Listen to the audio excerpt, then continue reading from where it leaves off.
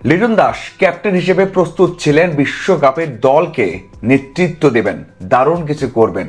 এছাড়া ইমন সাইফ প্রথমবারের মতো স্বপ্ন দেখেছিলেন, প্রথমবারের মতো বিশ্ব মঞ্চে জাতীয় দলের জার্সি পরবেন। মুস্তাফিজ হয়তোবা চিন্তা করছিলেন তার সেই গ্রেশন অথবা বোলিংয়ে যে ধারটা সেটা আরও একবার দেখাবেন। আইপিএল থেকে বাদ পড়ার পর তার মনের মধ্যে যে ক্ষোভটা আছে সেটা প্রকাশ করবেন বল হাতে। শ্রীলঙ্কায় খেলবে বাংলাদেশ দল, সেখানে দারুণ কিছু করবে, সবাই প্রস্তুত ছিল। এছাড়া প্রত্যেকটা প্লেয়ারই হয়তোবা কোনো না কোনো স্বপ্ন দেখেছিল, প্রত্যেকটা দলকে নিয়ে যাদের বিপক্ষে খেলা আছে তাদেরকে নিয়ে পরিকল্পনা করেছিল। কিন্তু আমার মনে হয় বাংলাদেশ ফ্যানরা অথবা যারা ক্রিকেট সংশ্লিষ্ট অথবা বাংলাদেশ দলের টিম ম্যানেজমেন্ট সবাই একজনের পারফরমেন্স দেখার জন্য অপেক্ষা করছিলেন। সেটা কি জানেন? সেটা রিশাদ হোসেন। রিশাদ হোসেন সম্ভবত, এবং আমার মনে হয়, আমি বিশ্বাস করি সবচেয়ে বেশি প্রস্তুত ছিলেন এবারের বিশ্বকাপে দারুণ কিছু করতে।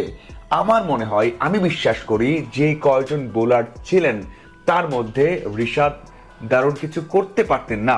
শুধুমাত্র বাংলাদেশ বোলারদের কথা বলছি না, সারা ওয়ার্ল্ডের 20টা দলের মধ্যে যত বোলার আছে তার মধ্যে যত ভালো প্রস্তুতি এবং ফর্ম থাকা দরকার সেটা ছিল রিশাদের মধ্যে। মাত্রই প্রথমবারের মতো বিগ ব্যাশ খেলেছেন, 12 ম্যাচে 15 উইকেট নিয়েছেন, প্রত্যেকটা ম্যাচ খেলেছেন, তাকে কোনো ম্যাচে কিন্তু হোপাট বাদ দেয়নি। দারুণ করেছেন, যেখানে প্রত্যেকটা বোলার রান দিয়েছেন, যেখানে যে উইকেটে অনেক বেশি রান হয়েছে সেখানেও মৃত্যুব্যয়ী ছিলেন এবং দারুণ বল করেছেন।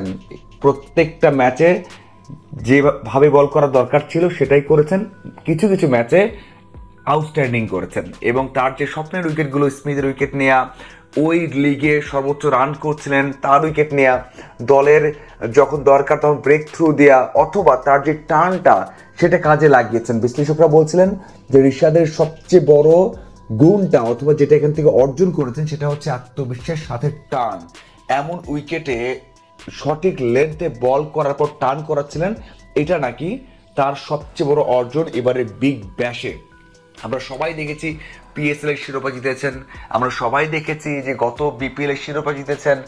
এছাড়া এবারও হোবার্টের হয়ে দারুণ করেছেন, তার দল কোয়ালিফায়ার 2 খেলেছে।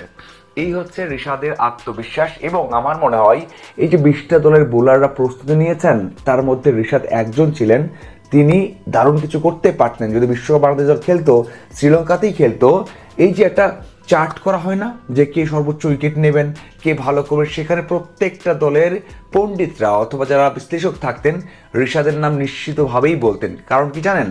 হয়তোবা মুস্তাফিজের নামটা নাও আসতে পারতো, কারণ মুস্তাফিজ পেস বল করবেন, বিভিন্ন সময় বল করবেন এবং তাকে বল করানো হয় এমন সময়ে যখন রান বেশি দিতে পারেন অথবা উইকেট নাও নিতে পারেন। কিন্তু রিশাদ লেগ স্পিনার উইকেট বেশি নেবেন, এই জন্য তার নামটা সবার আগে আসতে পারে। দেখুন, আরও একটা বিষয় আছে, সেটা হচ্ছে সবশেষ টি-20 বিশ্বকাপ 2024 সালে সেখানে বাংলাদেশের হয়ে সর্বোচ্চ উইকেট শিকার করেছেন। এবং সবচেয়ে বড় বিষয় হচ্ছে স্পিনাররা, মানে যতজন স্পিনার ছিলেন, স্পিনারদের মধ্যে সবচেয়ে দ্বিতীয় সর্বোচ্চ উইকেট ছিল কিন্তু রিশাদের।